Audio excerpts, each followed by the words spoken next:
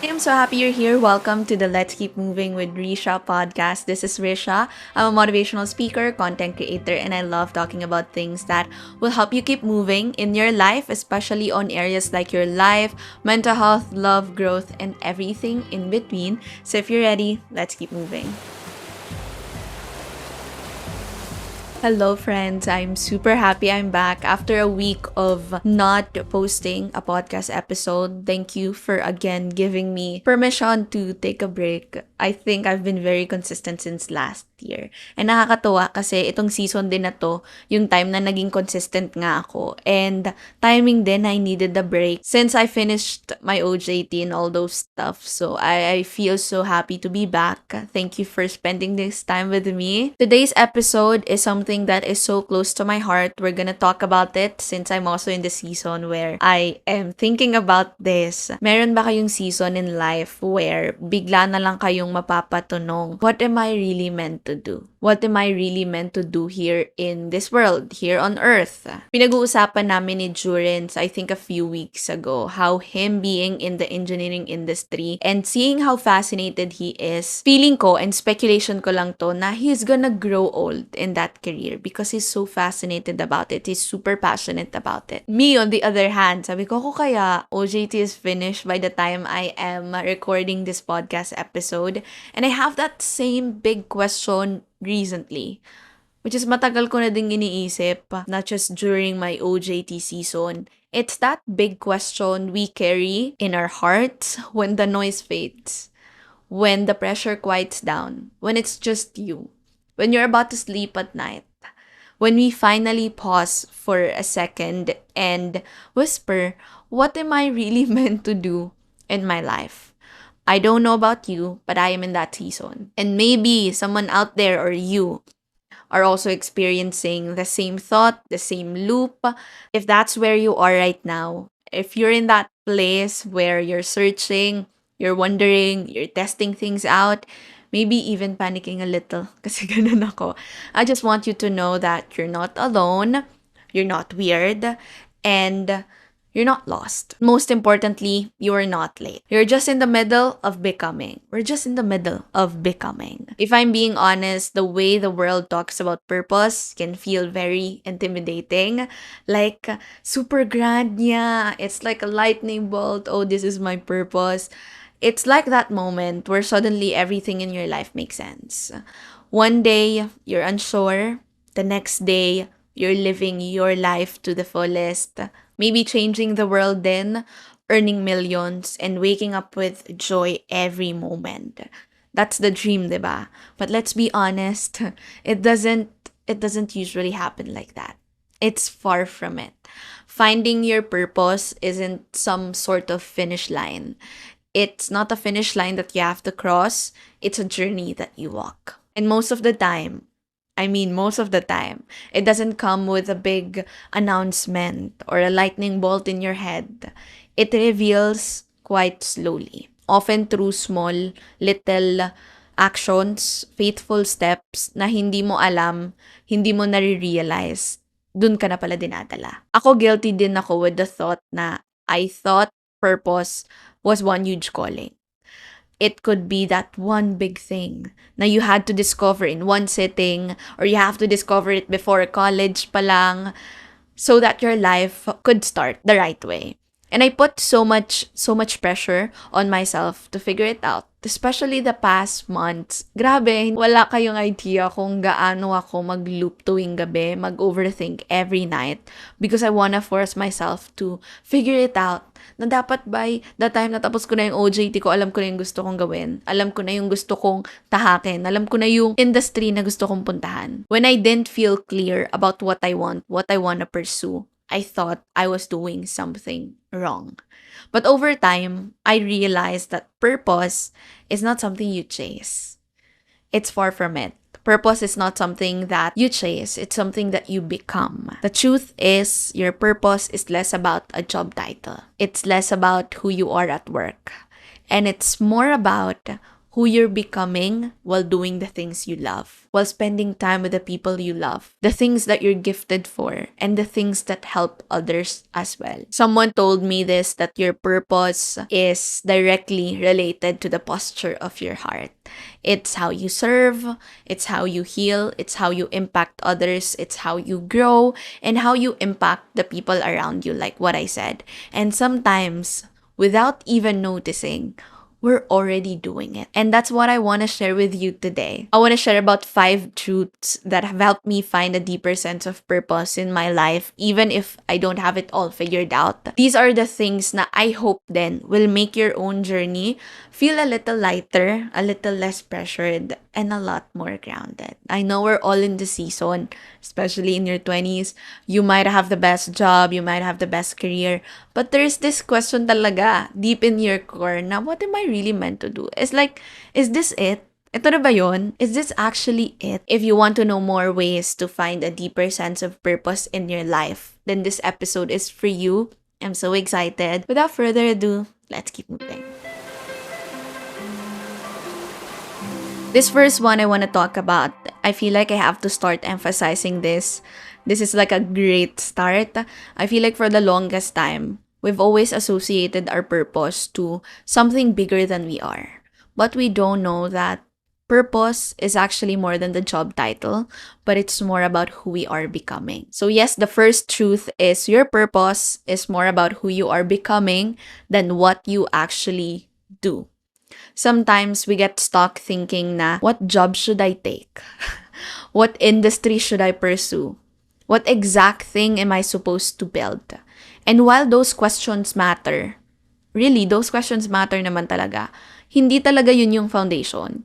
Because what if your purpose is not tied to one job? It's not tied to one business or one dream. What if it's about your character, your impact, or your heart, or the way you help people? God is far more concerned with who you are than what you do. Again, allow me to repeat that.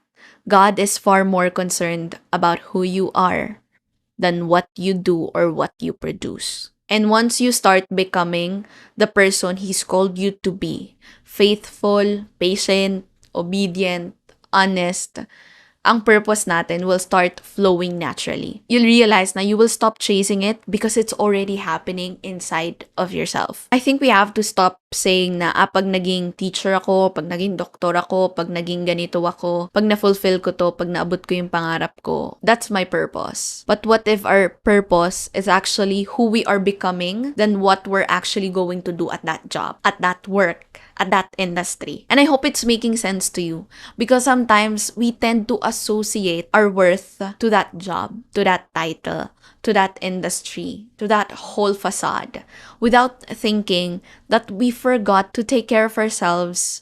We forgot to look after ourselves along the process. Because we didn't realize na yung proseso pala, yun na yung purpose natin. The way our heart was shaped during the process of getting to that goal is already what our purpose is. We don't realize that until we take a moment to accept na my purpose is not tied to my job. It's not tied to what industry I am. It's not tied to how much I'm earning. It's not tied to how many people know me. It's not tied to how great my work is. My purpose is so much bigger than that, because I am so much bigger than those things. I understand now we've been brought up by this world to pursue things that are bigger than us. And nothing wrong about that. I would want that for you. I would want that for myself. Siguro I've just met people na feeling nila hindi pa nila na-fulfill yung purpose nila dahil di pa sila doktor, di pa sila engineer, di pa sila provider, hindi pa sila ganito, hindi pa sila nagkakaroon ng mga ganyang bagay. But I think we have to go back to our core and realize na we're already fulfilling our purpose. We're already making it because we're doing steps to be there.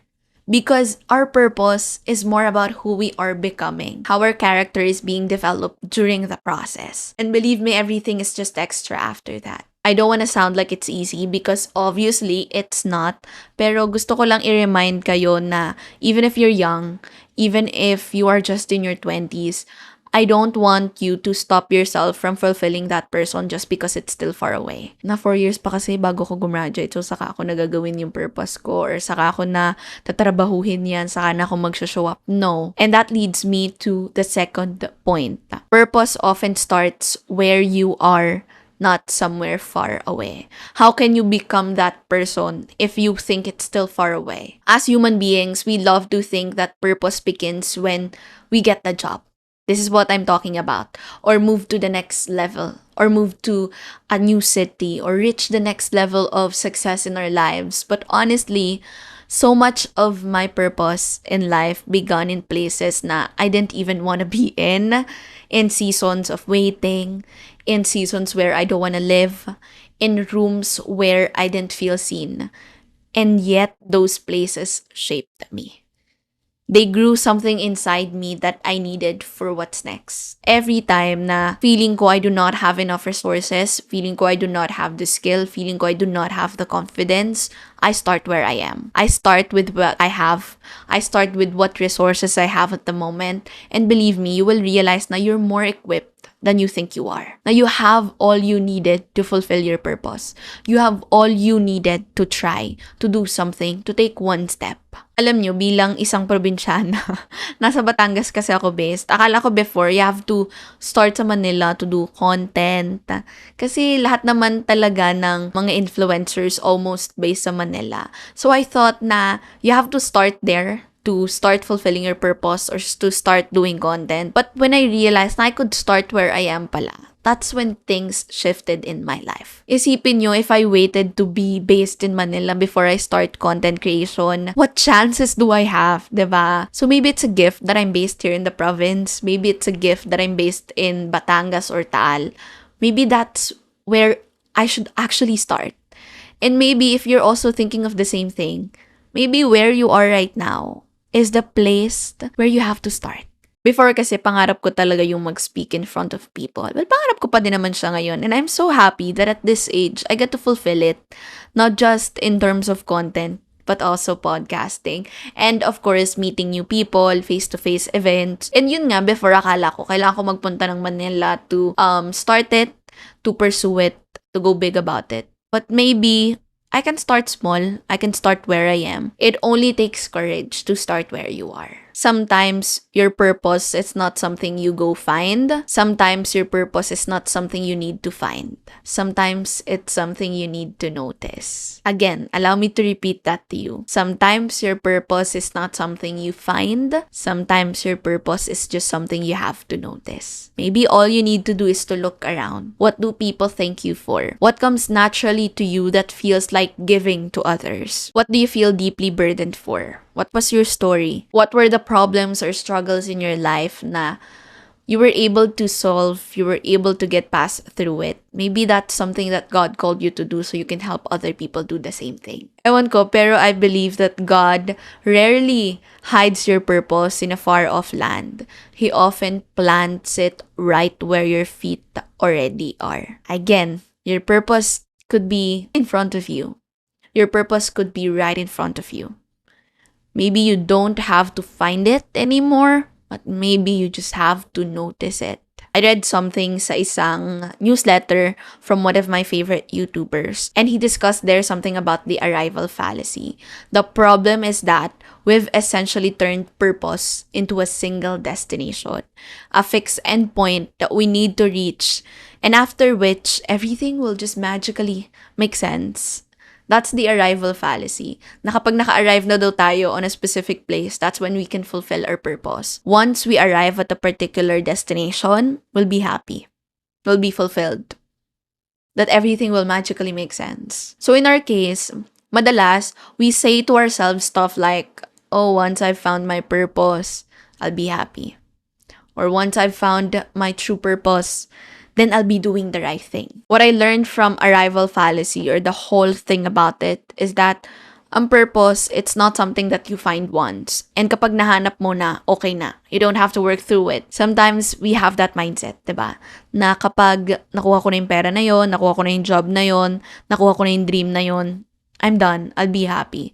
And having that mindset sometimes makes us feel stuck. Because when we're there, we don't do anything about it. Without knowing na yung purpose pala na na-discover mo, yung dream pala na na-discover mo or binigay sa'yo, or yung job pala na binigay sa'yo or nahanap mo, takes work pala. It takes work pala to sustain it. It takes work pala for that dream, for that job, for that purpose to stay in your life. And if you feel like yung arrival fallacy nga, na kapag nandyan na, dun ka lang magiging masaya, I don't think it's ever worth it. Purpose is not something that you don't have to think about ever again once you find it. But instead, purpose is something that we're continuously discovering and rediscovering as we go through life. Kaya marami akong nakikilalang tao na akala nila yun na yung purpose nila. But we have to understand that it evolves and changes. All those things are completely normal. And you don't have to beat yourself up if feeling mo nagbago ka or yung mga gusto mo, hindi na yun yung gusto mo ngayon, or feeling mo binago mo yung purpose mo and you're stuck letting it go. No, it is okay. Because as humans evolve, as we change, so does our purpose. So does our wants in life. So does our skills. So does our preferences. So does everything about us and our choices. If you're currently finding value and purpose in today's podcast episode, I truly appreciate it if you can give this episode a 5-star rating. That would really help us grow this show. Purpose is not from some faraway land. It often is rooted from where you are already. The third thing is that clarity doesn't always come before obedience. Sometimes it comes after. And if I'm being honest, this was one hard for me to accept. Because sometimes kasi I used to wait and wait and wait for clarity until I had all the answers. And feeling ko we're both just like this person. Until everything made sense. Until 100% sure na ako sa decision. Pero sometimes pala, clarity only comes once you move, once you try, once you take that leap of faith. Some of the best decisions din naman talaga na I've ever made in my life didn't make full sense at the time. When I quit engineering to pursue psychology, I just knew God was nudging me. Para lang may ick talaga to pursue something else. And you'll notice it when you obey, when you follow that tiny whisper. That intuition, it will only make sense after. Maybe years after pa nga eh. Nung nasa psych ako, hindi pa siya nagme-make sense during first year, second year, third year. It only made sense when maybe 3 years, 4 years after. So if it's not making sense now, it's not supposed to make sense. I found purpose not because I figured it out on paper, but because I simply trusted God with the first step. And He will sustain you. So if you're waiting to feel ready before you do something meaningful, if you're waiting to feel ready before you start something, consider this as your gentle reminder. You don't need more answers. You don't need more information. You just need more courage to say yes. You just need more courage to take that leap of faith. That could be a short third point, pero it makes sense. Akala natin we need so much. We need so much to start. But we just have to take the first step. We just have to take that first step because that first step could lead us to clarity. Clarity won't come knocking at our doors. Hindi ganon ang proseso. Sometimes you have to take several steps pa before you achieve total clarity. The fourth thing is that your purpose will often require pruning before fruitfulness. And I wish this wasn't true. I wish this wasn't true for both of us. I wish purpose comes easy. But what I've learned is that before God uses us, He often refines us. Bago niya tayo gamitin, tinetest niya muna tayo. Bago niya tayo gamitin, dinedevelop niya muna tayo. There are seasons where it feels like you're being stripped down, where you feel like everything is falling apart. Ito yung season of wherein nahahumble ka talaga. Nasa stretch ka beyond what you can take, beyond what you can imagine. And it's tempting to believe na you're going backwards, that this is a step backward, but you're not. You're being prepared. Ito yung preparedness na binibigay sa atin ni Lord ng universe for us to be able to be ready whenever that blessing comes. I always believe na before God gives us influence to inspire, to do our purpose, He will build us the integrity first. Before He multiplies your voice, He will test your heart. The waiting, the closed doors, the rejection, the detours, They are not signs that you are purposeless. They are signs that God is working on you before He works through you. If you're in a pruning season right now, where God is refining you, do not curse it. Hindi ka niya pinaparusahan for nothing. Pinoposisyon ka lang niya. You are not being punished. You are being positioned. Because I think whenever hardships comes to our lives, we feel like hindi natin kaya yung problema. But actually, that hardship, that struggle, that problem are actually what it takes to get the blessing, to get the purpose. For us to realize na dun palang magme-make sense lahat. The last thing I want to talk about, and I want you to listen to this carefully because I feel like everybody needs to hear this. Your purpose doesn't need everyone's approval, just God's. This is the one that I really think you needs to hear this today. You don't need a viral platform. You don't need your parents' full understanding to pursue something. You don't need the applause of the whole world to walk in your purpose. If God has placed something in your heart, if He's whispered something to you in your prayer, if He's asking you to go, to speak, to build, to serve, to love, to create, you absolutely don't need a crowd to say yes. Wala ka ng ibang opinion pang dapat pakinggan. Some of the most powerful stories I've seen were born in quiet obedience. Some of the most powerful and most amazing people that I've met, sobrang rooted ng purpose nila sa faith and sa relationship nila with God. One of the things that you have to accept is that your purpose doesn't have to make sense to others. It only has to quietly make sense to you. Kahit misunderstood yan sa ibang tao, even when it looked too small sa mata ng mundo, because God is not measuring your impact based on how many people know you. He's measuring your impact based on how many people experience His love, His grace through you. If you're trying to find your purpose, I hope that this whole episode encourages you to stop putting so much pressure on yourself. You're young, you're beautiful, and you have so much time. You don't have to have everything figured out overnight, and you don't even have to have a 5-year plan. You just need to listen a little closer. You just need to notice things around you. Just trust a little deeper. Show up a little more, siguro. Honestly, maybe your purpose isn't something out there waiting to be discovered, but maybe it's already within you, waiting to be recognized and honored. It could be one step away, one prayer away, one act of love away. But I want to tell you that you're not behind, you're not late, you're not lost. You're being led. We're being led. That's about it, everybody. Thank you so much for again spending time with me. I cannot believe that we're almost reaching our 800K streams. You guys are the best. Thank you for spending time with me.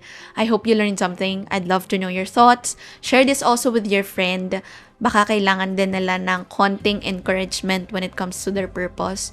But I want to hear your thoughts. What do you think about this episode? What did you learn from this episode? And I'm curious to know if my audience or you have found their purpose in life. Yes, not yes. I'll leave it up to you. If you enjoyed this episode, also share your takeaways on social media. I'd love to hear it. I'd love to see it. And please be patient because sometimes I don't get to see it kapag nasa request siya sa IG. But I'm trying. Again, this has been your friend and your host, Risha. Know that I'm grateful for you. I've always been.